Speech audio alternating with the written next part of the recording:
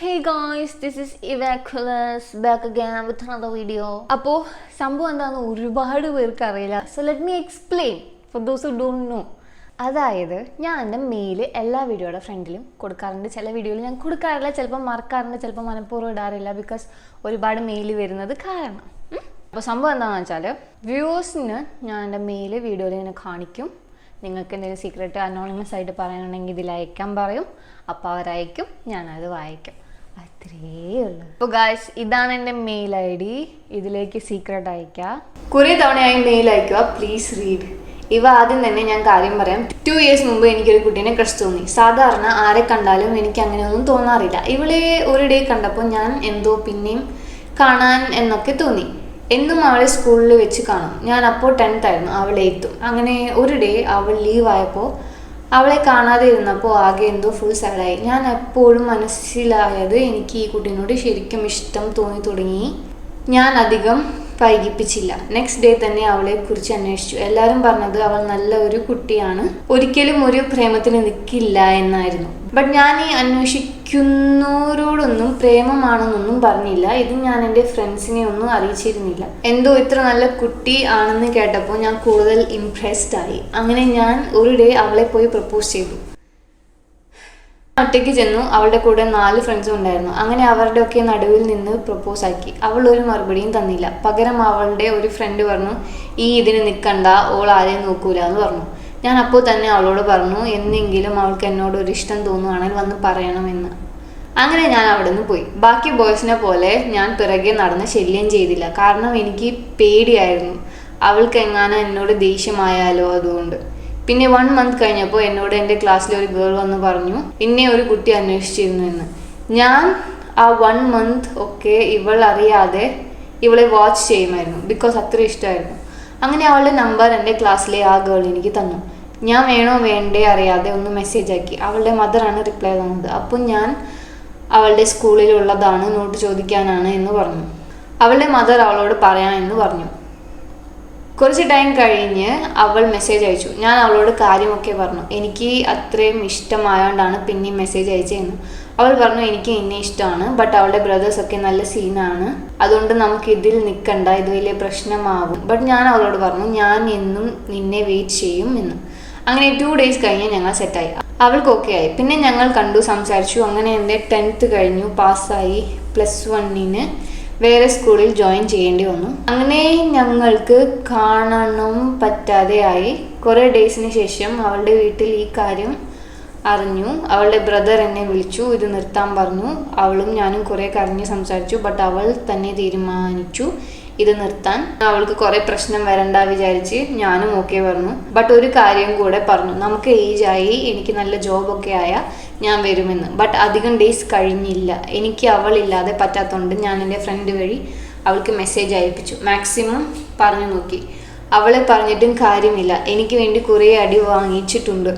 അങ്ങനെ അവൾ ഒരു ഡേ എനിക്ക് കോളാക്കി. അവൾക്കും നിർത്താൻ പറ്റുന്നില്ല എന്ന് പറഞ്ഞു. ഞങ്ങൾ പിന്നെയും കണ്ടിന്യൂ ചെയ്തു. അപ്പോൾ അവൾ പറഞ്ഞു, അവളുടെ ഫ്രണ്ട്സിലെ ഒരാളാണ് ഈ വീട്ടിൽ അറിയിച്ചത്, അതുകൊണ്ട് നമുക്ക് ഇനി ആരെയും അറിയിക്കണ്ട, അവളുടെ ഒരു ഫ്രണ്ട്സും അറിയരുത് എന്ന്. അങ്ങനെയൊക്കെ പറഞ്ഞു. ആരും അറിയിച്ചില്ല. കുറേ ഡേയ്സ് കഴിഞ്ഞ് വീണ്ടും പിടിച്ചു, സീനായി വീട്ടിൽ. അങ്ങനെ അവൾ ഒരിക്കലും എന്നെ ഒഴിവാക്കില്ല എന്ന് പറഞ്ഞു. വീട്ടിൽ പിടിച്ചു നിന്നു. അവളുടെ ഉമ്മ ആണ് അറിഞ്ഞത്. അങ്ങനെ അവളുടെ ഉമ്മ അവളോട് മിണ്ടാതെയായി. ഇതൊക്കെ അവൾ എന്നും എന്നോട് കരഞ്ഞു പറയുമായിരുന്നു. അങ്ങനെ 2 years +7 months ആയി ഞങ്ങളുടെ റിലേഷൻഷിപ്പ്. അതുവരെ കുഴപ്പമില്ലാതെ പോയി. എനിക്കും അവൾക്കും കുറേ പ്രപ്പോസൽസ് വന്നിരുന്നു. ആ ടൈമിലൊക്കെ അവൾക്ക് വന്നതൊക്കെ പറഞ്ഞ് മനസ്സിലാക്കും. എനിക്ക് വന്നത് അവൾ എൻ്റെ ഇൻസ്റ്റ ID പാസ്വേഡൊക്കെ അവളുടെ കയ്യിലായിരുന്നു. അവൾ തന്നെ കയറി പറയും, നടക്കില്ല, ഞാൻ കമ്മിറ്റഡ് ആണ് എന്നൊക്കെ. പെട്ടെന്ന് ഒരു ഡേ ഞാൻ ഉമ്മാമയായിട്ട് ഹോസ്പിറ്റലിൽ അഡ്മിറ്റായി. അവിടെ നിൽക്കുമ്പോൾ ആണ് ഇവൾ വിളിച്ചത്. അവൾ എന്നോട് പറഞ്ഞു, അവളുടെ ഉപ്പയും ഇപ്പോൾ അറിഞ്ഞു, ഉപ്പാനെ എനിക്ക് വിഷമിപ്പിക്കാൻ പറ്റില്ല എന്ന്. കുറച്ച് ഡേ കൂടെ കഴിഞ്ഞപ്പോൾ അവളും ഞാനും ബ്രേക്ക് ആവാൻ തീരുമാനിച്ചു. അങ്ങനെ ഞങ്ങൾ ബ്രേക്കായി. 1 month കഴിഞ്ഞു. അപ്പോഴാണ് എൻ്റെ ജിമ്മിൽ കൂടെയുള്ള ഒരു ചെക്കൻ പറഞ്ഞത്, അവൾ വേറെ ഒരുത്തനായിട്ട് കമ്മിറ്റഡ് ആണല്ലേ ഇപ്പോൾ എന്ന്. ഞാൻ അവൻ പറഞ്ഞത് വിശ്വസിച്ചില്ല, നുണാണെന്ന് വിചാരിച്ചു. ഒരു 1 week കഴിഞ്ഞപ്പോൾ അവൾ ഏതോ ചെക്കൻ്റെ കൂടെ അവളുടെ വീട്ടിൻ്റെ അടുത്ത് വന്ന് ഇറങ്ങി. വീട്ടിലൊക്കെ സീനായത് പറഞ്ഞു കേട്ടു. അങ്ങനെ ഞാനും വന്ന് എനിക്ക് വേണ്ടി അവൾക്ക് കോളാക്കി. ആ ഫ്രണ്ട്സും അന്വേഷിച്ചു. ഫ്രണ്ടിൻ്റെ നെയിം ഞാൻ പറയുന്നില്ല, ബട്ട് പുറത്ത് പറയരുത്. ഓ നൈസ് നെയിം. ലവറിൻ്റെ നെയിം ഇതും പുറത്തറിയരുത്. അങ്ങനെ ഞങ്ങൾ അന്വേഷിച്ചപ്പോൾ അറിഞ്ഞത് ശരിയായിരുന്നു, അവൾ കമ്മിറ്റഡ് ആയി. ബട്ട് അവളുടെ വീട്ടിൽ പ്രശ്നമായിട്ടല്ലേ ഞങ്ങൾ ബ്രേക്ക് ആയത്. പിന്നെ എങ്ങനെ ഇപ്പോൾ വേറെ റിലേഷൻഷിപ്പ്? ഇത് വീട്ടിൽ സീനില്ലേ എന്ന് ഞാൻ ചിന്തിച്ചു. പിന്നെ കുറച്ച് ഡേ കഴിഞ്ഞു ഞാനൊരു സത്യം അറിഞ്ഞു. അവൾക്ക് 2 ഇയറോളമായിട്ട് വേറെ ഒരു റിലേഷൻ ഉണ്ടെന്ന്. അവൾ എന്നെയും കൂടെ വേറെ ഒരുത്തിനെയും സീക്രട്ടായി നോക്കുമായിരുന്നു. എനിക്ക് അപ്പോഴും വിശ്വാസമായില്ല. ഞാൻ അവളുടെ ഇപ്പോഴത്തെ ലവറിന് മെസ്സേജ് അയച്ചു. അവർ 2 പേരുമുള്ള ഫോട്ടോസ് ചാറ്റൊക്കെ അയച്ചു തന്നു. അതിൽ അവർ 2 ആളും നിൽക്കുന്നത് കണ്ടപ്പോൾ എനിക്ക് പെട്ടെന്ന് ശ്വാസം കിട്ടാതെയായി. പിന്നെ അങ്ങോട്ട് കുറേ ഡേ ഞാൻ എൻ്റെ റൂമിൽ മാത്രം ഇരിക്കാൻ തുടങ്ങി. അവസാനം എൻ്റെ ഫ്രണ്ട് ഞാൻ ഇങ്ങനെ ആയത് അറിഞ്ഞപ്പോൾ എൻ്റെ ബാക്കി ഫ്രണ്ട്സിനെ അറിയിച്ചു. അവന്മാരൊക്കെ കൂടെ എൻ്റെ വീട്ടിൽ വന്നു. എൻ്റെ ഉമ്മ എപ്പോഴും എൻ്റെ ഈ അവസ്ഥ ആലോചിച്ച് കരയുമായിരുന്നു. ബിക്കോസ് ഞാൻ ആകെ മാറിയിരുന്നു. എപ്പോഴും റൂമിൽ ആരോടും മിണ്ടില്ല, പഠിക്കുമില്ല അങ്ങനെ. പിന്നെ എൻ്റെ ചങ്ങായിമാരൊക്കെ കൂടെ എന്നെ കൂട്ടി പുറത്തു പോയി. പിന്നെ ട്രിപ്പായി. പതിയെ അവർ എന്നെ മാറ്റിയെടുത്തു. എന്നെ ഇങ്ങനെ പഴയ പോലെ ആക്കാൻ കാരണം ഡാഷും എൻ്റെ ബാക്കി ഫ്രണ്ട്സുമാണ്. ബട്ട് ഇപ്പോഴും എനിക്ക് ഡാഷ് ഇല്ലാതെ പറ്റുന്നില്ല. പിന്നെ ഞാൻ ആ പഴയ സ്റ്റേജിലോട്ട് പോണ പോലെ തോന്നുന്നു. ഞാൻ എന്താണെന്ന് ചെയ്യുക, ഒരു സൊല്യൂഷൻ പറയുമോ പ്ലീസ്? ഒക്കെ എൻ്റെ തെറ്റാണ്.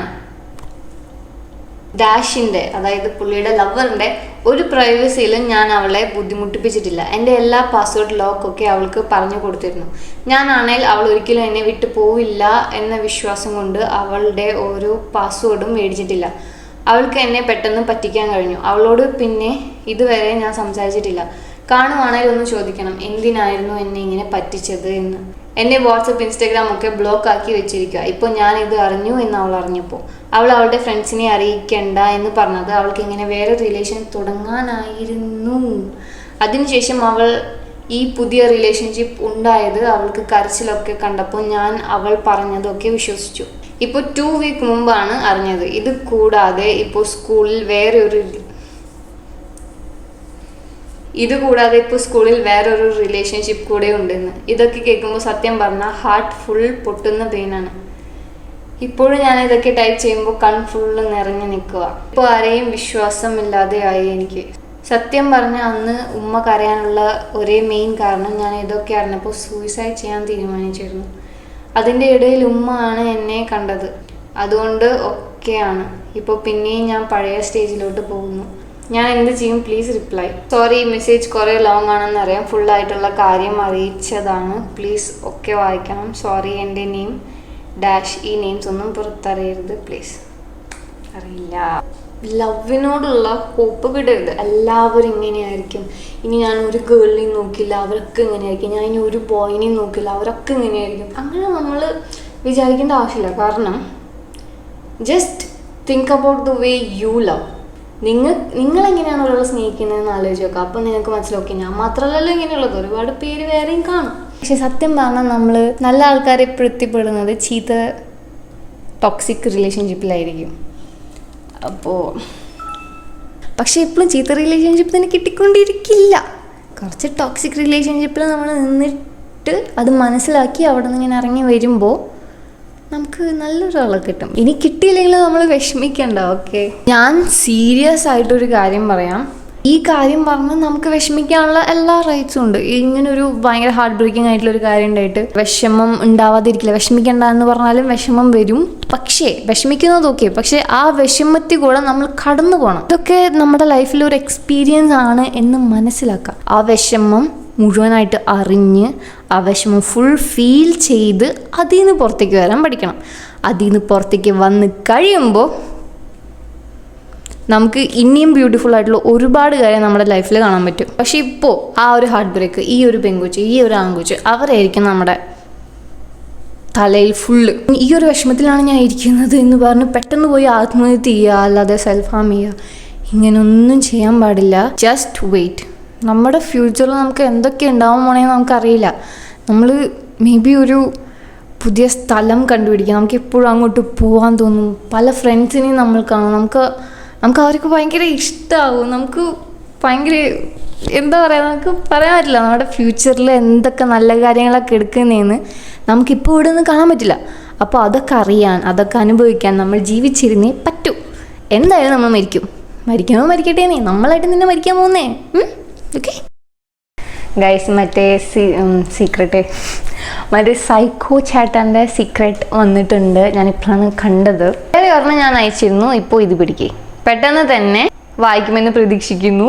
ഇനി അവളെങ്ങാനും കാണുന്നുണ്ടെങ്കിലോ. എൻ്റെ പേര് അസോളിൻ. I know your name. ഞാൻ ഈവ ചേച്ചിയുടെ ഒരു കാറ്റാടി യന്ത്രമാണ്. ഇത് എൻ്റെ സ്വന്തം കാമുകിയുടെ മാത്രം സ്വന്തം കഥയാണ്. അവളാണ് സുൻസു. ഞാൻ 4 വർഷം ലേറ്റായാണ് +1 പഠിക്കാൻ ട്രൈ ചെയ്തത്. ഇൻട്രോവേർട്ടായ ഞാൻ എന്നേക്കാൾ ഇളയതും എന്നേക്കാൾ പക്വതയുമുള്ളതായ കുട്ടികളുടെ ഇടയിൽ വ്യത്യസ്തനായി എനിക്ക് തന്നെ അനുഭവപ്പെട്ടു. എങ്കിലും എക്സ്ട്രോവേർട്ട് ആവാനുള്ള ത്വരയിൽ ഞാനും അതൊക്കെ കണ്ടില്ലെന്ന് നടിച്ചു. ഒരു ദിവസം ഒരു പെൺകുട്ടി വന്ന് എന്നെ പരിചയപ്പെട്ടു, സുൻസു. സംസാരത്തിനിടയിൽ എപ്പോഴോ നമ്മൾ തമ്മിൽ ഒരു നൂൽബന്ധമുണ്ടെന്ന് മനസ്സിലായി. അവൾ എൻ്റെ ഒരു ആൻറ്റിയുടെ മകളായിരുന്നു. ഞങ്ങൾ വാടാപോടി ബന്ധമായി. ദിവസങ്ങൾ കഴിഞ്ഞ് ആഴ്ചകൾ കഴിഞ്ഞ് മാസങ്ങൾ വീണടിഞ്ഞു. അവസാനം വാർഷിക പരീക്ഷ കടന്നു വന്നു. നമ്മുടെ കൂടെ ഒരു പ്രേതം ജോയിൻ ചെയ്തിട്ടുണ്ട്. കണക്കിൻ്റെ ABCD അറിയാത്ത എന്നെ കണക്ക് പഠിപ്പിച്ചു തരാമോ എന്ന് ഞാൻ അവളോട് ചോദിച്ചു. കണക്കിൽ കിടുക്കാച്ചിയായി അവൾ അത് സമ്മതിച്ചു. അങ്ങനെ ഞങ്ങൾ ഒഴിവ് സമയങ്ങളിൽ ആനന്ദകരമാക്കാൻ അവളുടെ വീട്ടുമുറ്റത്ത് ഒരു ടേബിളും 2 കസേരയും എടുത്തിരുന്ന് കണക്ക് പഠനം തുടങ്ങി. എനിക്ക് ചെയ്യാൻ എന്തെങ്കിലും പ്രോബ്ലം തന്നിട്ട് ഞാൻ പുസ്തകത്തിൽ നോക്കിയിരിക്കുമ്പോൾ അവൾ എൻ്റെ മോന്തയ്ക്ക് നോക്കിയിരിക്കും. ഞാൻ ഇടയ്ക്കിടെ ഒന്ന് പാളി നോക്കുമ്പോൾ ആ നോട്ടം എടുക്കാതെ തന്നെ അവൾ എൻ്റെ കണ്ണിലേക്ക് നോക്കി ഒരുമാതിരി വിളിക്കും. അങ്ങനെ നോക്കി സുൻസു എന്നെ വളച്ചെടുത്തു. ആ നോട്ടം കണ്ടപ്പോൾ ഞാൻ വിചാരിച്ചു മിക്കവാറും പരീക്ഷയുടെ റിസൾട്ട് ഒരു കുഞ്ഞാവായിരിക്കുന്നു. My God.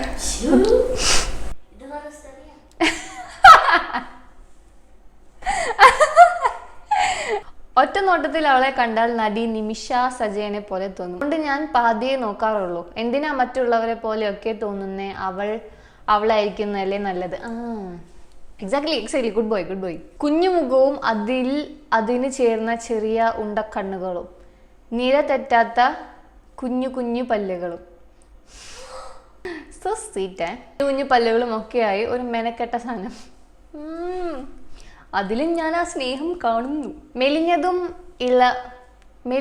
ഇളം കറുപ്പ് നിറമാണെങ്കിലും അവളുടെ ആ നോട്ടത്തിനും ചിരിക്കും അപ്പുറം വേറെ ഒരു സന്തോഷം വരാനില്ല എന്ന ചിന്തയിലായിപ്പോയി ഞാൻ. ഒരു ദിവസം അവൾ എന്നോട് എന്തോ പറയാനുണ്ടെന്ന് പറഞ്ഞ് വിളിപ്പിച്ചപ്പോൾ എന്താണെന്നറിയാൻ പോയായിരുന്നു. അപ്പോൾ ആ ജന്തു പറയാണ്, ഒന്നുമില്ല, അത് പറഞ്ഞു കഴിഞ്ഞാൽ നമ്മുടെ ഈ സൗഹൃദം അവസാനിക്കുമെന്ന്. എന്നാ പറയണ്ടെന്ന് ഞാനും പറഞ്ഞു. പിന്നീട് ഒരു ദിവസം ഓള് പറയാണ് ഓൾക്ക് എന്നോട് ഐ ലവ് യു ആണെന്ന്. അതൊന്നും നടക്കില്ല എന്നും ബന്ധം വെച്ച് നോക്കുമ്പോൾ നീ എൻ്റെ അനിയത്തിയാണെന്നും ഒക്കെ പറഞ്ഞു നോക്കി. അപ്പോൾ അവൾ പറയാണ് ഏട്ടൻ എൻ്റെ ഏട്ടനാണ്, അറിയുന്നതിന് മുന്നേ തുടങ്ങിയ ഇഷ്ടമാണ് ഇതെന്ന്. അങ്ങനെ ഓരോന്ന് പറഞ്ഞ് അവൾ എൻ്റെ മനസ്സിലെ ലഡ്ഡു പൊട്ടിച്ചു. എത്ര തന്നെ ആയാലും അവൾ എൻ്റെ കസിൻ ആണല്ലോ എന്ന ബോധം മനസ്സിൻ്റെ തെക്കോട്ടെടുക്കുന്ന കോണിൽ ബോധമറ്റ് കിടന്നിരുന്നു. ഒരു ദിവസം അവൾ ലീവായിരുന്നപ്പോൾ ഞാൻ ഉച്ചയ്ക്ക് ഭക്ഷണം കഴിക്കാൻ അവളുടെ വീട്ടിലേക്ക് പോയായിരുന്നു. എൻ്റെ കഷ്ടകാലത്തിന് അവിടെ അവൾ മാത്രമേ ഉണ്ടായിരുന്നുള്ളൂ. അറിഞ്ഞോണ്ടാണ് പോയത്. എന്നിട്ട് കഷ്ടകാലത്തിന് എന്നൊക്കെ കഴിച്ചോണ്ടിരിക്കുമ്പോൾ ഒരു ഉമ്മ തരുമെന്ന് ഞാനൊന്ന് ചോദിച്ചു.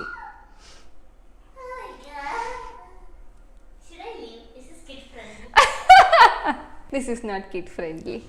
ഇല്ല എന്ന് അവളും പറഞ്ഞു. കഴിച്ചു കഴിഞ്ഞ് സ്കൂളിലേക്ക് it is kid friendly, you can come. കുറച്ച് കഴിഞ്ഞ് സ്കൂളിലേക്ക് പോകാൻ തുടങ്ങവേ അവൾ എൻ്റെ കുറുകെ നിന്നു. ഞാൻ അവളിലേക്ക് നടന്നെടുത്തു. അവൾ പിന്നിലേക്ക് നടന്ന് ചുമരിൽ തട്ടി നിന്നു. Honey you go to your room. കണ്ണുകളടച്ചു നിന്നു. എന്തോ നടക്കില്ല, വേറെ എന്തോ അല്ലേ നമ്മളെ. ആദ്യമായിട്ടാണെന്നറിയില്ല, ഹൃദയമെടുപ്പ് കൂടി, ശരീരം മൊത്തം വിറയ്ക്കാൻ തുടങ്ങി. വിറയാർന്ന കരങ്ങൾ കൊണ്ട് അവളുടെ കുഞ്ഞു കോനിയെടുത്ത. പെട്ടെന്ന് തെക്കേ മുറിയിലെ ബോധം പോയ കസിൻ എന്ന ചിന്ത ചാടി എണീറ്റു. ഞാൻ പിന്നോട്ട് മാറി തിരികെ മുറ്റത്തിറങ്ങി. ഈ ഒരു സീൻ അതേപടി മറഡോണ എന്ന ടോവിനോയുടെ സിനിമയിൽ കാണാനിടയായി. ആ മണ്ടന് കിസ് ചെയ്യാൻ പറ്റിയില്ല, ഞാൻ ചെയ്തു. ആ ഒരു ക്ലിപ്പ് കട്ടാക്കി അവർ മെസ്സേജ് അയക്കാറുള്ള ഫോണിലേക്ക് ഈ സീൻ ഓർമ്മയുണ്ടോ എന്നും ചോദിച്ച് അയച്ചതും അത് അവളുടെ അമ്മയുടെ ഫോണായിരുന്നതും ചേച്ചി തെണ്ടി കണ്ടുപിടിച്ച് ഒറ്റുകൊടുത്തതും അവളത് നൈസായി ഒഴിവാക്കിയത് ഞാൻ ഓർക്കുന്നു. ചേച്ചി തിണ്ടി എന്ന് പറയുന്നത് ചേച്ചിമാരാകുമ്പോൾ അങ്ങനെ ചെയ്യും. അവരങ്ങനെ ചെയ്തില്ലെങ്കിൽ അവർ ചേച്ചിയല്ല. ചേച്ചീസ് ആർ ദെയർ ഫോർ ദാറ്റ്. പുറത്തിറങ്ങി എന്നെ അയ്യേ കിസ് ചെയ്യാനൊന്നും അറിയില്ലേ എന്നും പറഞ്ഞ് അവൾ കളിയാക്കി. ആ സമയത്ത് ചുണ്ടിൽ പശ തേച്ച പോലെ അടച്ചു വെച്ചാൽ അങ്ങനെയൊക്കെ പറ്റുമെന്ന് ഞാനും. ഗെറ്റിംഗ് ടു കംഫർട്ടബിൾ ആ.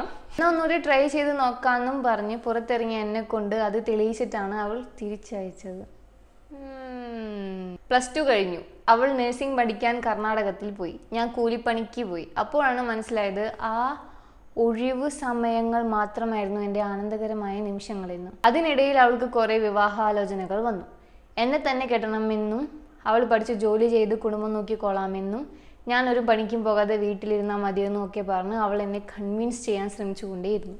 നമ്മൾ തമ്മിലുള്ള ബന്ധവും പണ്ട് കൂടെ പഠിച്ചവരും അപ്പോൾ കൂടെ പഠിച്ചവരുമൊക്കെ ഓരോ ദിശയിലേക്ക് തിരിഞ്ഞിട്ടും ഞാൻ മാത്രം എങ്ങും എത്താതെ നിൽക്കുന്നു എന്ന ചിന്തയിൽ ഡിപ്രഷൻ അടിച്ചിരിക്കുമ്പോഴായിരുന്നു അവളുടെ ആ സംസാരമൊക്കെ. അവളെ ഒഴിവാക്കാൻ വേണ്ടി ഞാൻ അവളോട് പറഞ്ഞു, നിനക്ക് അത്ര നിർബന്ധമാണെങ്കിൽ എൻ്റെ അമ്മയോട് സംസാരിക്കുകയെന്ന്. ഒരു ദിവസം രാത്രി അവൾ എൻ്റെ അമ്മയെ വിളിച്ചു സംസാരിച്ചു. അമ്മ കുറേ ഉപദേശം കൊടുത്തു വിട്ടു. അത് അവൾക്ക് വെറും നേരം പോക്കായിരുന്നില്ല എന്നെനിക്ക് മനസ്സിലായി. എന്നിരുന്നാലും ഒരു ബന്ധമില്ലായിരുന്നെങ്കിൽ ഞാൻ അവൾക്ക് എൻ്റെ പ്രാണൻ്റെ പാതി പകുത്തു കൊടുത്തേനെ. ഒരു ദിവസം അവൾ എന്നോട് പറഞ്ഞു, അമ്മ കൊണ്ടുവന്ന ആലോചന മിക്കവാറും നടക്കുന്ന മട്ടാണ്, ഞാൻ എന്താ ചെയ്യേണ്ടേ എന്ന്. ഇതുവരെ അങ്ങും ഇങ്ങും എത്താത്ത എനിക്ക് വേണ്ടി അവളുടെ ജീവിതം കളയരുത് എന്നെനിക്ക് നിർബന്ധം ഉണ്ടായിരുന്നതിനാൽ ആ വന്നിരിക്കുന്ന ബന്ധത്തിന് സമ്മതിച്ച് സന്തോഷമായി ജീവിക്കാൻ അവളോട് പറയേണ്ടി വന്നു. നല്ല ചെക്കനാണെന്നും കല്യാണശേഷം പഠിപ്പിക്കാമെന്നും അയാൾ പറഞ്ഞിരുന്നതായി അവൾ പറഞ്ഞിരുന്നു. കല്യാണം കഴിഞ്ഞ് ഒരു കുട്ടിയായി അവൾ കൗൺസിലിംഗ് പഠിച്ചു വീട്ടിലിരിക്കുന്നു. ജോലിക്ക് പോകണ്ടെന്ന് പറഞ്ഞു അത്രേ. പിന്നെ ഞാൻ പഠിപ്പിക്കാൻ വിട്ടെ. എന്നിട്ടും അവൾ പറഞ്ഞിരുന്നു അവൾക്ക് എൻ്റെ രക്തത്തിൽ ഒരു കുഞ്ഞിനെ വേണമെന്നും. ഷാഠ്യം പിടിച്ചു നിന്ന് അവളെ സമാധാനിപ്പിക്കാൻ എനിക്ക് കുട്ടികൾ ഉണ്ടാവില്ല, ഞാൻ വേറൊരു കാര്യത്തിന് ഡോക്ടറെ കണ്ടപ്പോൾ ടെസ്റ്റ് ചെയ്തപ്പോൾ അറിഞ്ഞതാണ് എന്ന് പോലും പറയേണ്ടി വന്നിട്ടുണ്ട്. അവൾക്ക് അവളുടെ മേലുള്ള വിശ്വാസക്കുറവിനാലോ എൻ്റെ മേലുള്ള വിശ്വാസക്കുറവിനാലോ നമ്മൾ തമ്മിലുള്ള സൗഹൃദം പോലും വേണ്ടെന്ന് വെച്ചു. ഞാനായിട്ട് കുശലാന്വേഷണത്തിന് പോകുന്നുമില്ല. കണക്കിൻ്റെ ABCD അറിയാത്ത എനിക്ക് എക്സിൻ്റെ വില പഠിപ്പിച്ചു തന്നു. ഓ എന്താ മൈക്ക്. ബൈ പൂച്ചയ്ക്ക് പേരിട്ടിട്ടുണ്ട്. രണ്ടും ആണായിരുന്നു. ഞാൻ വിചാരിച്ചു ഒരാൾ പെണ്ണും ഒരാളാണായിരിക്കുന്നത്. രണ്ടും ഭയങ്കര ചൂട്. ഞാൻ മുടിയൊന്നും കെട്ടി വെക്കിട്ട് ഗൈസ്. അതുകൊണ്ട് ഞാൻ പാതിയെ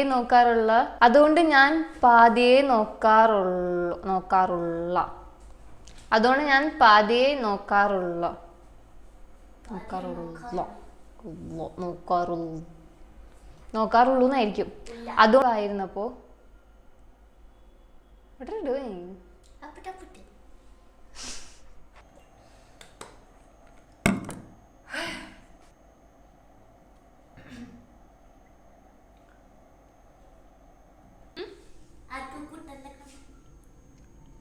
കുട്ടനെ കൊണ്ടുപോവാ. നീ കമ്പ്യൂട്ടർ വായിച്ചന? കമ്പ്യൂട്ടർ പഠിച്ചനാ നിനക്ക്? ചോടരുത്. കമ്പ്യൂട്ടർ പഠിച്ചനാ?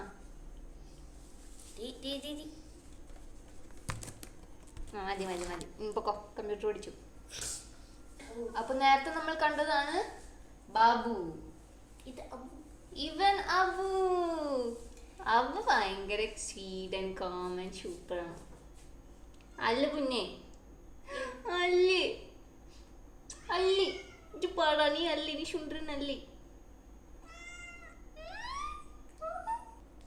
കുട്ടീനെ